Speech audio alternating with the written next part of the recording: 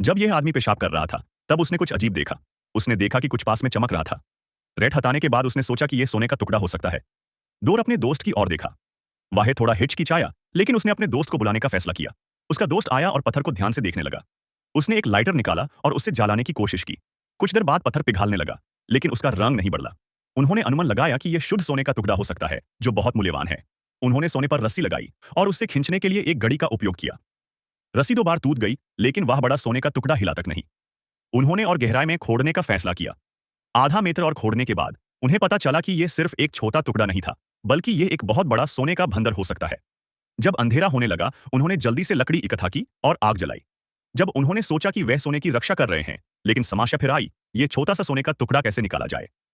एक दोस्त ने सुझाव दिया, एक किसी को शहर जाकर खुदाई के लिए मदद लानी चाहिए। दूसरे वाहिन रहकर सोने की रक्षा करे। वो अनुभवी था और वहां रुकने के लिए अधिक उपयोगिता था। लेकिन इतनी बड़ी संपत्ति के सामने विश्वास सबसे बड़ी समस्या बन गया।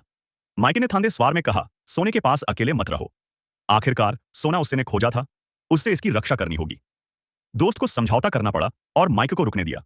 अगली सुबह उन्होंने खाना और पानी साझा किया।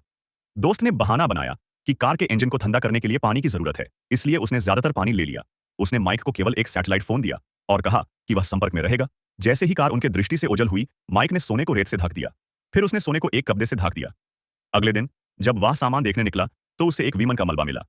यह मलबा एक परफेक्ट आश्रय था, जो जंगली जानवरों से सुरक्षा दे सकता था। लेकिन एक और समस्या आ गई। वह वहां से सोने को देख नहीं सकता था। इससे उसे असुरक्षित महसूस होने लगा। तो उसने विमान के कुछ हिस्सों को अलग किया, उन्हें सोने के पास खींचा और इन हिस्सों का उपयोग करके एक तंबू बनाया। इस तरह वह कांच की खिड़की से सीधे सोने को देख सकता था। सूरज की किरणें दरार से अंदर आईं। जब वह जगा, तो उसका माथा बुरी तरह से धूप में जल गया था। उसके माथे पर कई फफोले हो गए थे।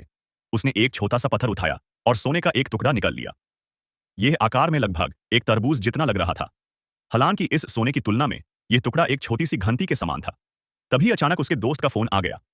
दोस्त की कड़ी समझाइश के बाद उसने टिके रहने और वहीं बने रहने का फैसला किया। समस्या यहां थी कि उसकी त्वचा पहले ही जल चुकी थी और बचा हुआ भोजन और पानी लगभग खत्म हो चुका था। तभी उसने कुछ दूरी पर वहां सांप पर कूद पड़ा।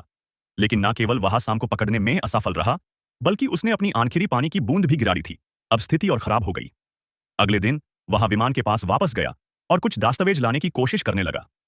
लेकिन तभी उसने देखा कि एक बेहद बदसूरत औरत उसकी ओर आ रही थी।